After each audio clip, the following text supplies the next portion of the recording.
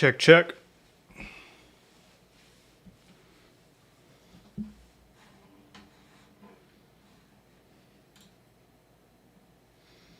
Check, check.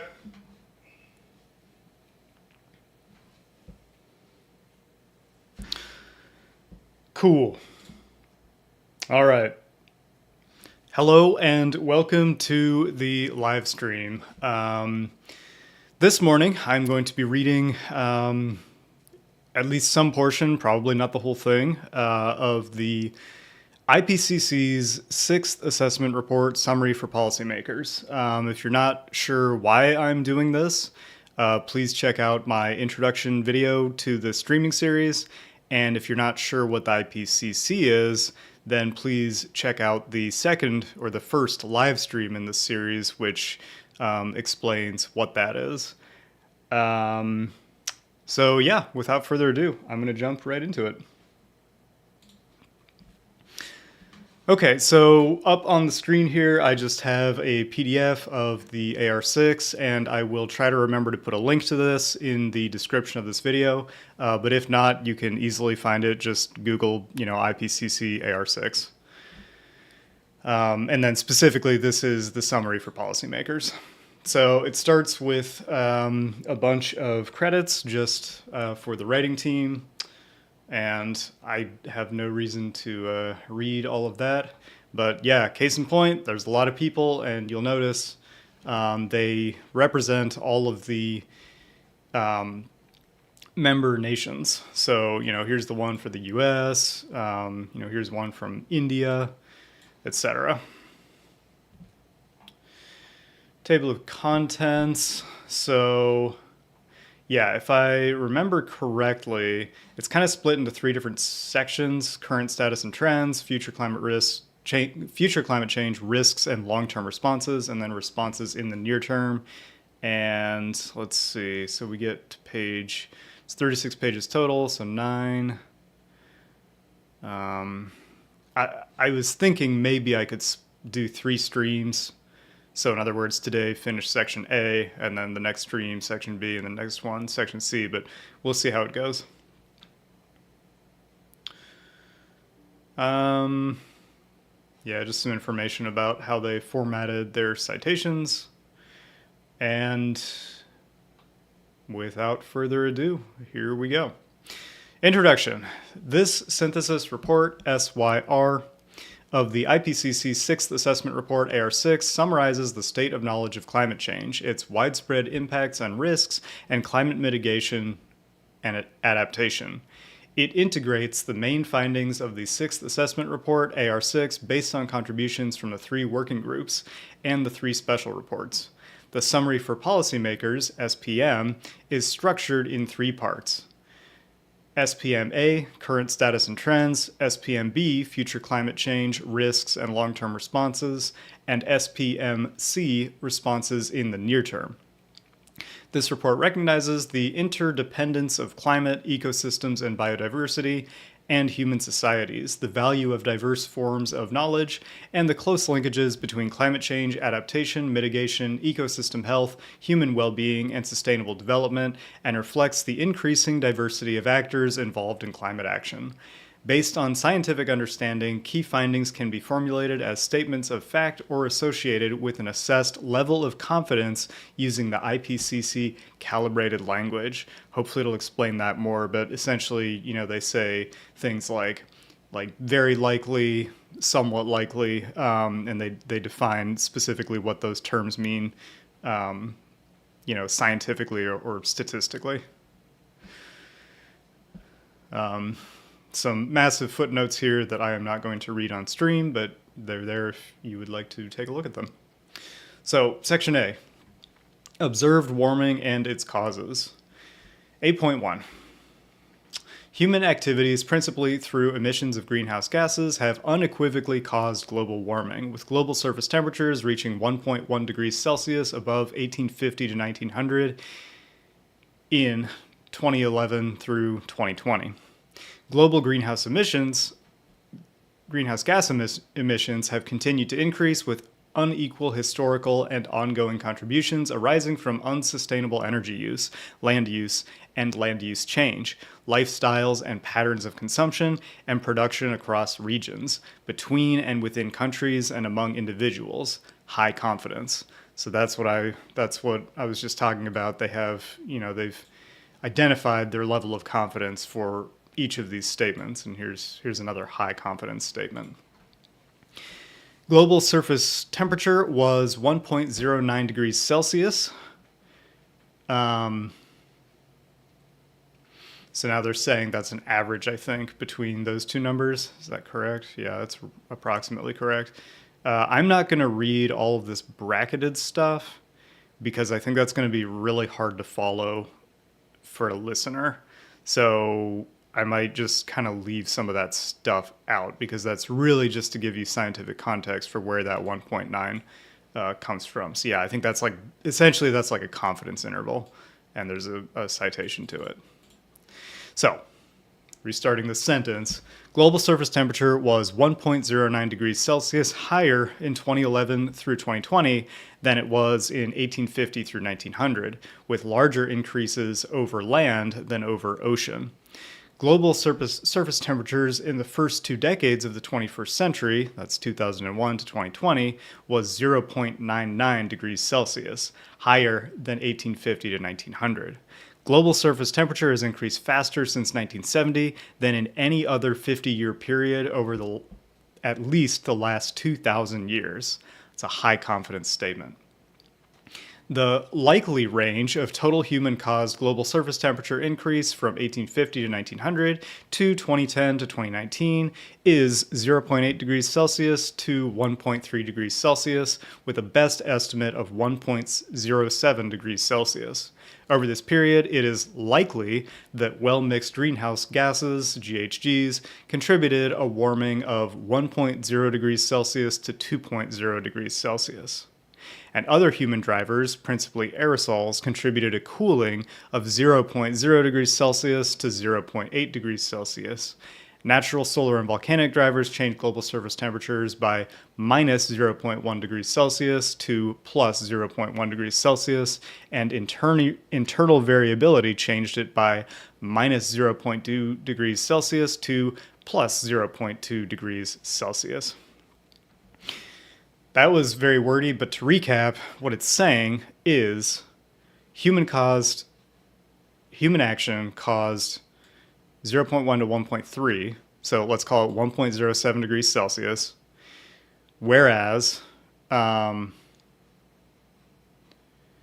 was cooling from aerosols, but that was very small, between 0 and minus 0.8, and there were solar and volcanic activity that was just plus or minus 0, and internal variability. That I actually don't know what that means, but the average is 0 degrees. Yeah, maybe they, and keep in mind, this is like the summary for policymakers of a synthesis report. So like, there is probably more definition in, in the longer reports.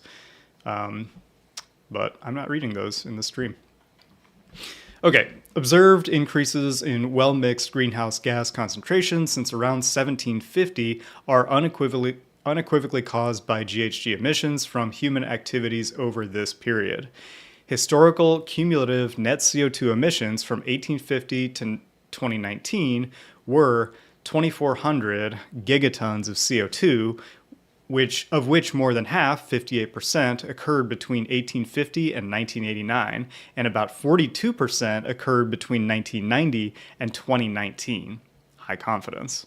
In 2019, atmospheric CO2 concentrations, 410 parts per million, were higher than at any time in at least 2 million years. High confidence, and concentrations of methane, 1,866 parts per billion, and nitrous oxide, 332 parts per billion, were higher than at any time in at least 800,000 years. Very high confidence.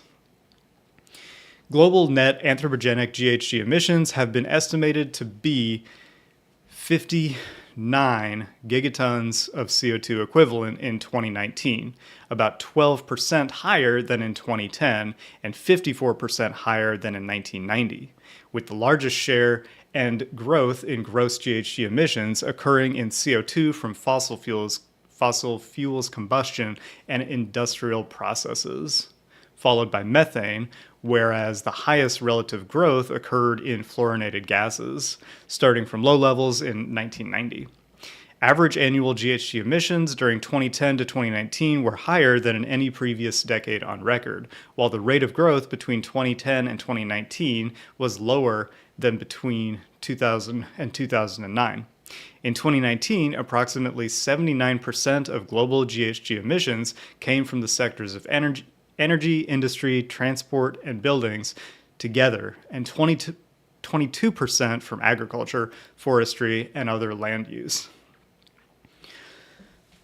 Excuse me. Emissions reductions in CO2 FFI due to improvements in energy intensity of GDP and carbon intensity of energy have been less than emissions increases from rising global activity levels in industry, energy supply, transport, agriculture, and buildings. High confidence.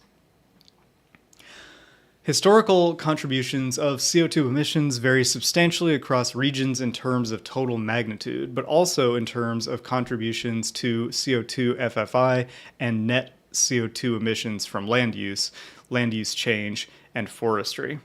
In 2019, around 35% of the global population live in countries emitting more than 9 tons of CO2 equivalent per capita, while 41% live in countries emitting less than 3 tons of CO2 equivalent per capita.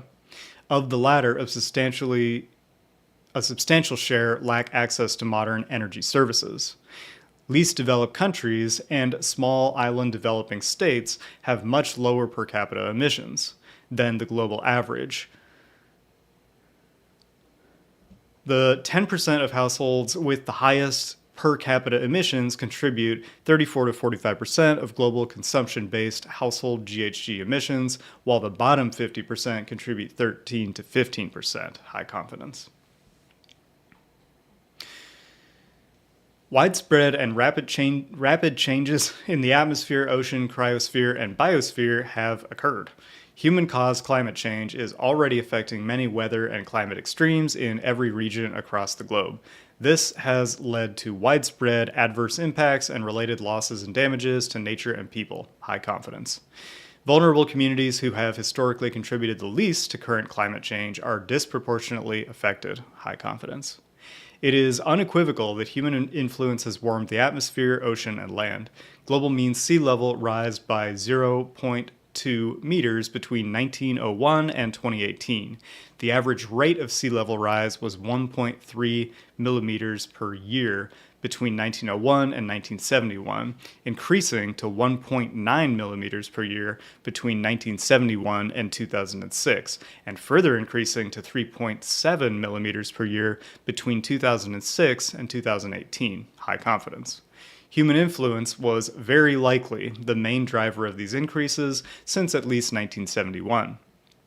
Evidence of observed changes in extremes such as heat waves, heavy precipitation, droughts, and tropical cyclones, and, in particular, their attribution to human influence has further strengthened since AR5. Human influence has likely increased the chance of compound extreme events since the 1950s, including increases in frequency of concurrent heat waves and droughts. High confidence. Approximately 3.3 to 3.6 billion people live in contexts that are highly vulnerable to climate change. Human and ecosystem vulnerability are interdependent. Regions and people with considerable development constraints have high vulnerability to climate hazards.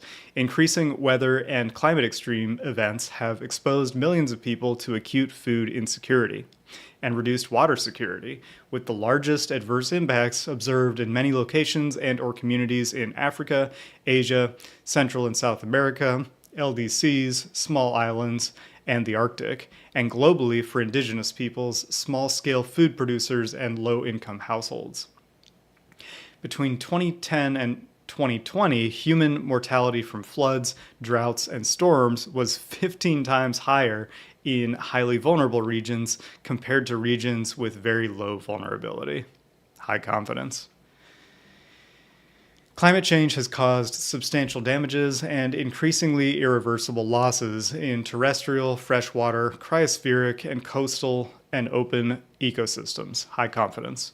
Hundreds of local losses of species have been driven by increases in the magnitude of heat extremes. High confidence, with mass mortality events recorded on land and in the ocean. Very high confidence.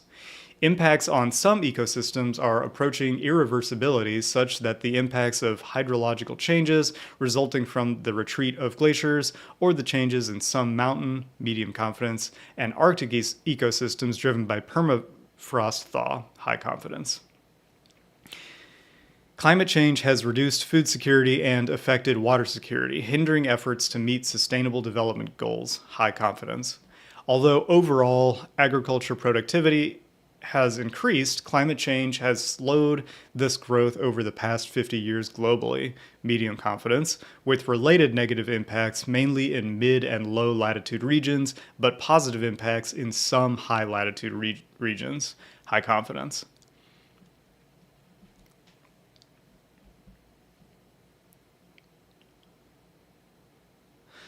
Yeah, so to clarify that that statement, you do hear this often. It's like, with climate change, does it really matter if all we're doing is like shifting our arable land from the equator toward the poles?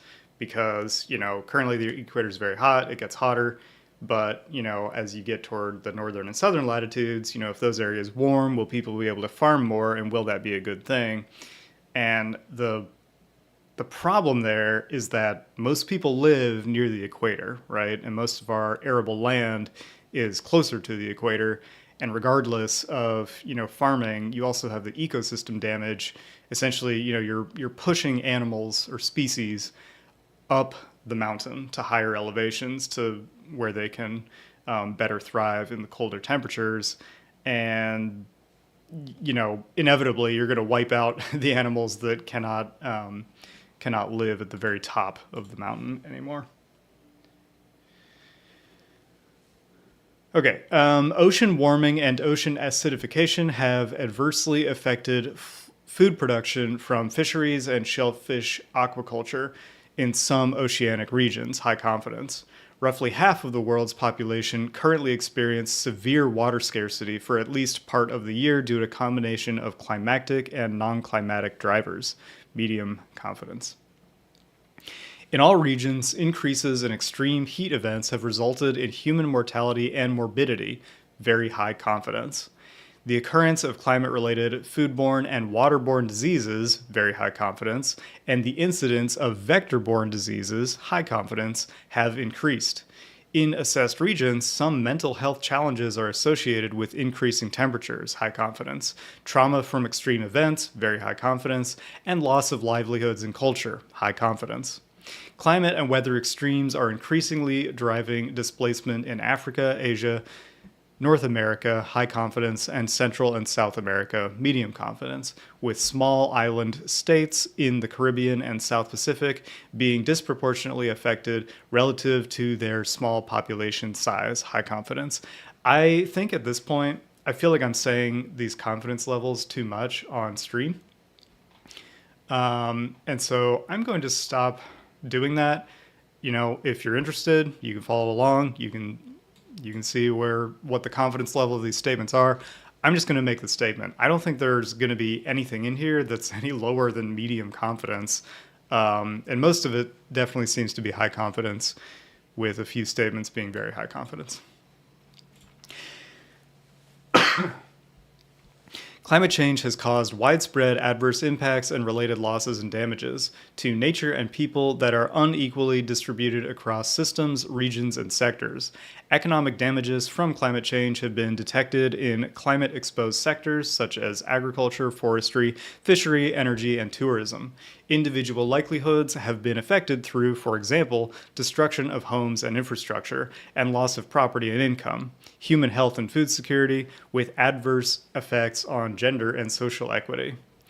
In urban areas, observed climate change has caused adverse impacts on human health, livelihoods, and key infrastructure. Hot extremes have intensified in cities. Urban infrastructure, including transportation, water, sanitation, and energy systems, have been compromised by extreme and slow onset events, with resulting economic losses, disruptions of services, and negative impacts to well being. Observed adverse effects are concentrated amongst economically and socially marginalized urban residents. Okay, so now we have an image, and I'll just kind of run through it and point out anything I find interesting. So adverse impacts from human-caused climate change will continue to intensify. Observed widespread and substantial impacts and related losses and damages attributed to climate change. So we have water availability and food production, agriculture, livestock, fisheries. So there's the color coding. We have adverse impacts, adverse and positive impacts, and then climate-driven changes observed, no global assessment of impact direction. So it's like something's changing, but we don't know how bad it's going to be, basically. So yeah, infectious diseases, that's a big one that people, I think, tend to not think of with climate change. But yeah, the more tropical the planet gets, the more specifically malaria, the more malaria we're going to have, and obviously that's kills many people every year.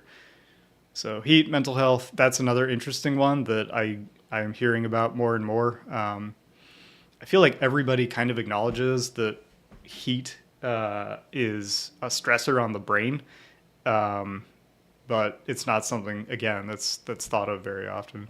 Displacement, I see estimates of 1 billion people will need to move for climate reasons. That's a lot of people to take into other locations, especially across international borders. Flooding, damage to coasts, damage to infrastructure, and damages to economics. Yeah, the cost of climate change is far more, like, possibly doubling or tripling of the cost to mitigate it. Infrastructure is very expensive, and historically it is not designed to cope with the climate impacts that we're going to see over the coming decades. Impacts are driven by changes in multiple physical climate conditions, which are increasingly attributed to human influence. So yeah, we have increased droughts, fires, flooding, heavy precipitation, glacier retreat, global sea level rise, ocean acidification, which is really sad, increase in hot extremes. Oh, and this is a spectrum of medium confidence, likely, very likely, and virtually certain. So the extent to which current and future generations will experience a hotter and different world depends on choices now and in the near term. Oh, this is a cool chart. So you basically have 2100 right here, and then you have some different color banding of the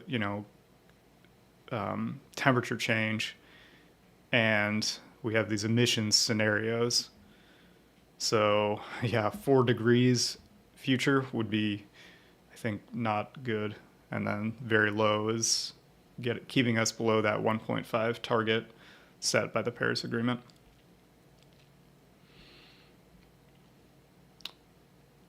I was born in 1990, so I'm looking at,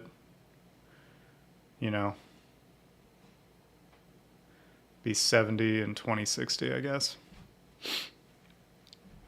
Climate change has already caused widespread impacts and related losses and damages on human systems and altered terrestrial, freshwater, and ocean ecosystems worldwide. Physical water availability includes balance of water available from various sources, including groundwater, water quality and demand for water. Global mental health and displacement assessments reflect, only assessed regions. Confidence levels reflect the assessment of attribution of the observed impact to climate change. Observed impacts are connected to physical climate changes, including many that have been attributed to human influence, such as the selected climate impact drivers shown. Confidence and likelihood levels reflect the assessment of attribution of the observed climatic impact driver to human influences.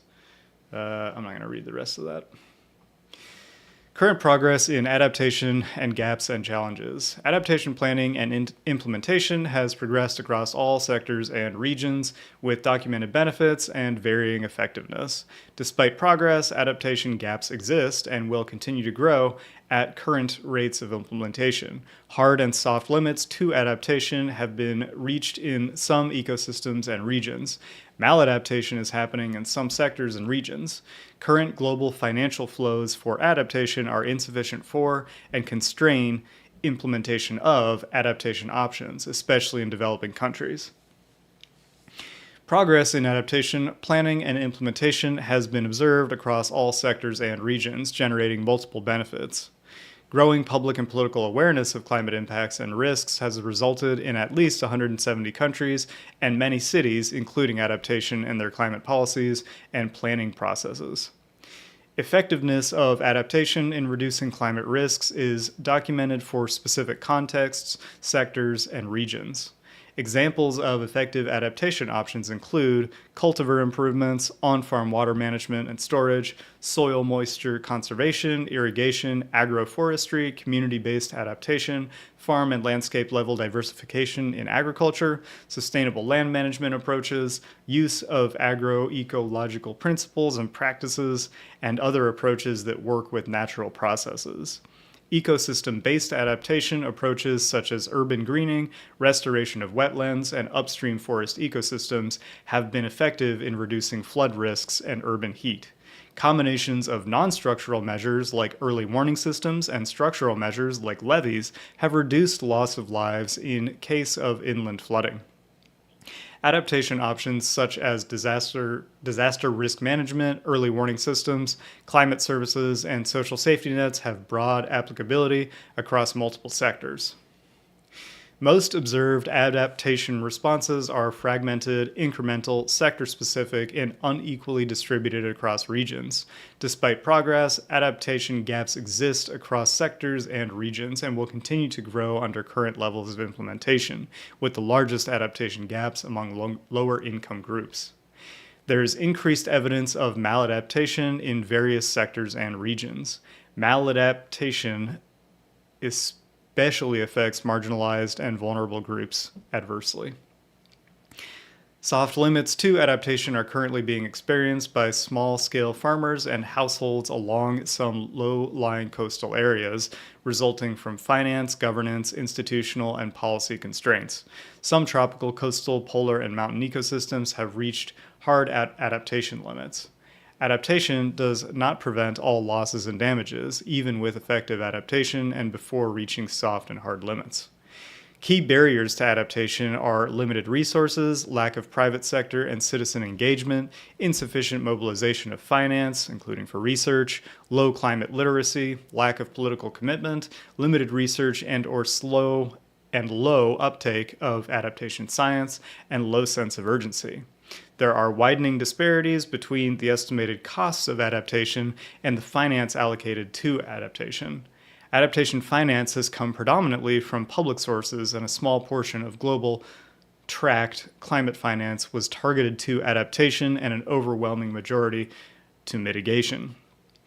Although global tracked climate finance has showed an upward trend since AR5, current global financial flows for adaptation, including from public and private finance sources, are insufficient and constrain implementation of adaptation options, especially in developing countries.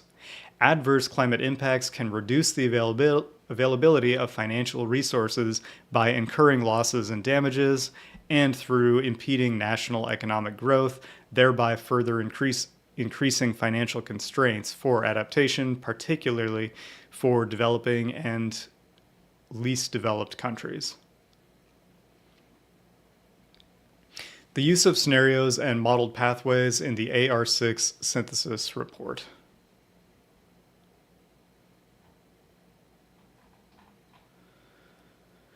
Modeled scenarios and pathways are used to explore future emissions, climate change, related impacts and risks, and possible mitigation and adaptation strategies, and are based on a range of assumptions, including socioeconomic variables and mitigation options. There are quantitative projections these are quantitative projections and are neither predictions nor forecasts.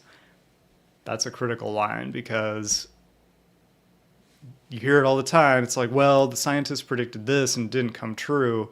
But I think, this is getting toward the point here is that you can't predict something.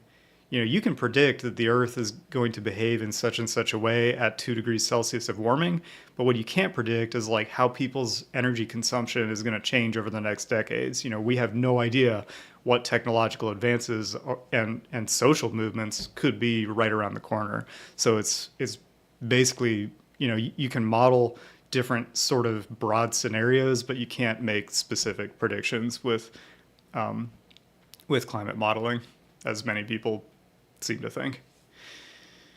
So, global modeled emission pathways include those based on cost-effective approaches, contain regionally differentiated assumptions and outcomes, and have to be assessed with the careful recognition of these assumptions. Most do not make explicit assumptions about global equity, environmental justice, or interregional income distribution. IPCC is neutral with regard to the assumptions underlying the scenarios in the literature assessed in this report, which do not cover all possible futures. WGI assessed the climate response to 5 illustrative scenarios based on shared socioeconomic pathways that cover the range of possible future development of anthropogenic drivers of climate change found in the literature. High and very high GHG emissions scenarios have CO2 emissions that roughly double from current levels by 2100 and 2150, respectively. The intermediate GHG emissions scenario has CO2 emissions remaining around current levels until the middle of the century. The very low and low GHG emissions scenarios have CO2 emissions declining to net zero around 2050 and 2070, respectively, followed by varying levels of negative CO2 emissions. In addition, representative concentration pathways were used by WGI and WGII to assess regional climate changes, impacts, and risks. In WGII, a large number of global modeled emissions pathways were assessed, of which 1,202 pathways were categorized based on their assessed global warming over the 21st century. Categories range from pathways that limit warming to 1.5 degrees Celsius with more than 50% likelihood, with no or limited overshoot, to pathways that exceed 4 degrees Celsius. Global warming levels relative to 1850 to 1900 are used to integrate the assessment of climate change and related impacts and risks, since patterns of changes for many variables at a given GWL are common to all scenarios, considered and independent of timing when that level is reached. So these are the various scenarios, it looks like. Description and relationship of scenarios and model pathways considered across AR6 working group reports. So basically we have C1 to C8, C1, 1.5 degrees Celsius with no or limited overshoot, C2, 1.5 degrees Celsius with a high overshoot, and then C8 is exceed warming of 4 degrees Celsius. So this is the warming categorization. This is the emissions scenario. And I'm not sure exactly what this column is telling us. Okay, but regardless, that kind of goes through the modeling.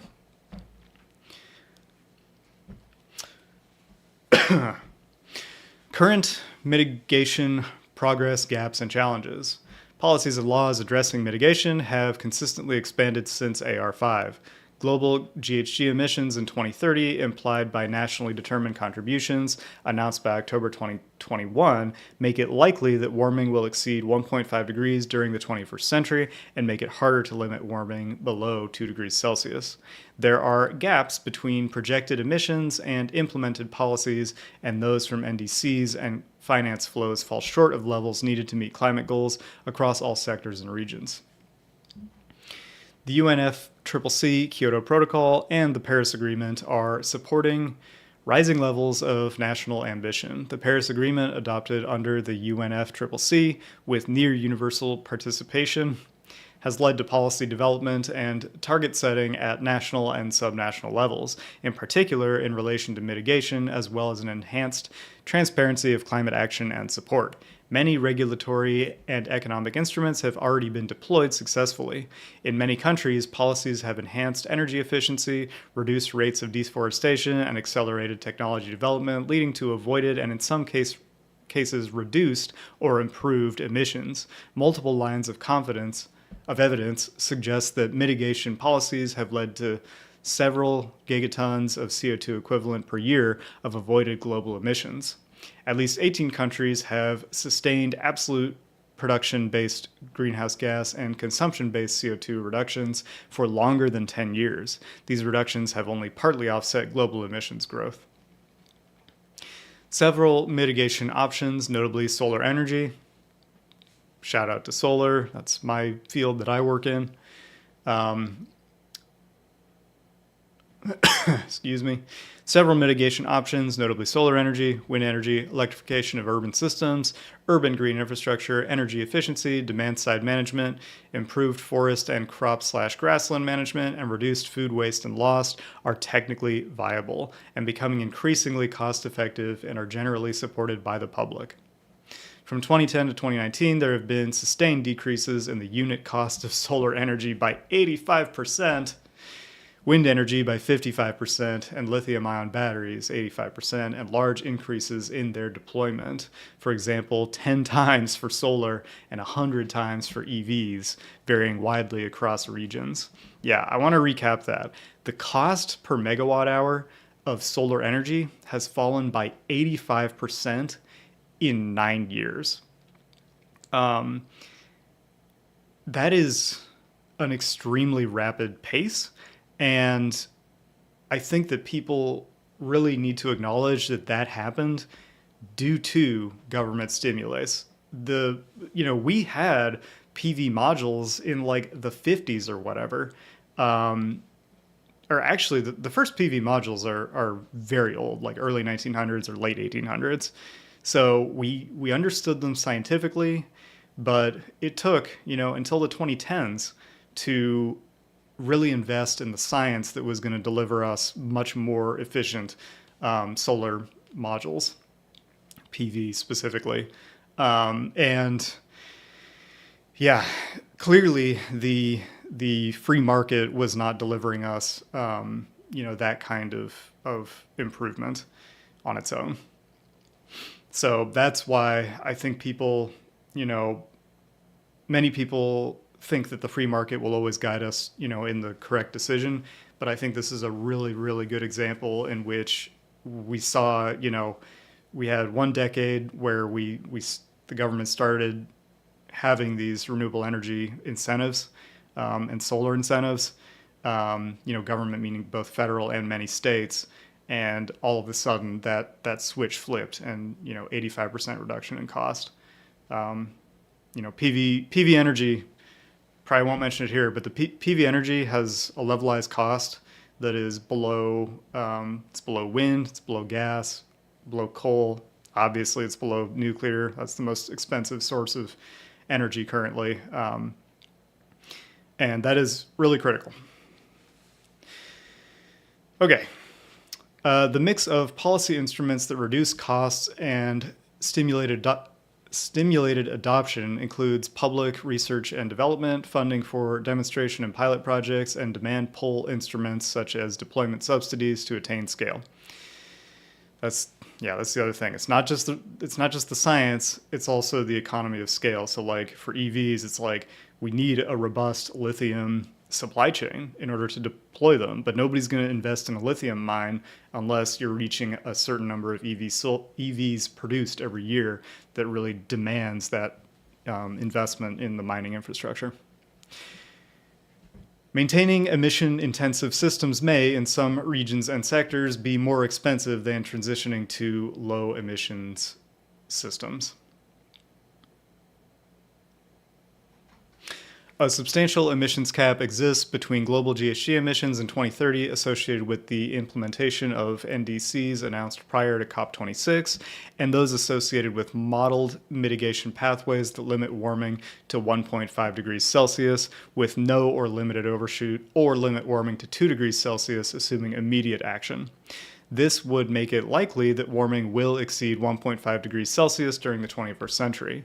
Global modeled mitigation pathways that limit warming to 1.5 degrees Celsius with no or limited overshoot, or limit warming to 2 degrees Celsius, assuming immediate action, imply deep global greenhouse gas emissions reductions this decade.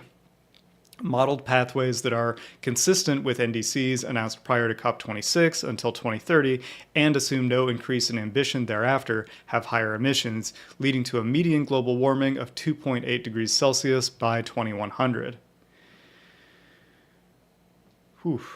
Many countries have signaled an intention to achieve net zero greenhouse gas or net zero CO2 by around mid-century, but pledges differ across countries in terms of scope and specificity, and limited policies are to date in place to deliver on them. Policy coverage is uneven across sectors. Policies implemented by the end of 2020 are projected to result in higher global greenhouse gas emissions in 2030 than emissions implied by NDCs, indicating an implementation gap. Without a strengthening of policies, global warming of 3.2 degrees Celsius is projected by 2100. The adoption of low-emission technology lags in most developing countries, particularly least developed ones, due in part to limited finance, technology development and transfer, and capacity. The magnitude of climate finance flows has increased over the last decade, and financing channels have broadened, but growth has slowed since 2018. Financial flows have developed heterogeneously across regions and sectors. Public and private finance flows for fossil fuels are still greater than those for climate adaptation and mitigation. The overwhelming majority of tracked climate finance is directed towards mitigation, but nevertheless falls short of the levels needed to limit warming to below 2 degrees Celsius or to 1.5 degrees Celsius across all sectors and regions. In 2018, public and publicly mobilized private climate finance flows from developed to developing countries were below the collective goal under the UNFCCC and Paris Agreement to mobilize $100 billion per year by 2020 in the context of meaningful mitigation action and transparency on implementation. So if I read that correctly, the vast majority of tracked climate finance is directed towards mitigation, but falls short of limiting warming.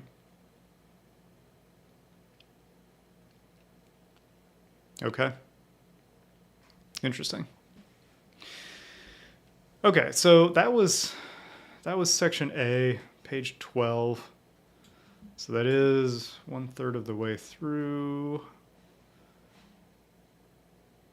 So, okay, so essentially this is perfect. So each section is almost exactly 12 pages.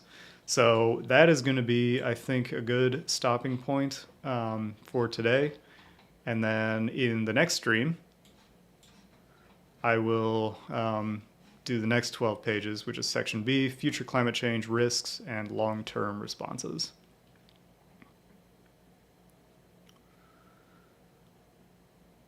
Excellent. Perfect. Okay. So yeah, if you watched, I hope you learned something and you enjoyed. And as always, whether or not you learned something or enjoyed, I hope you have a wonderful morning, afternoon, evening, or night.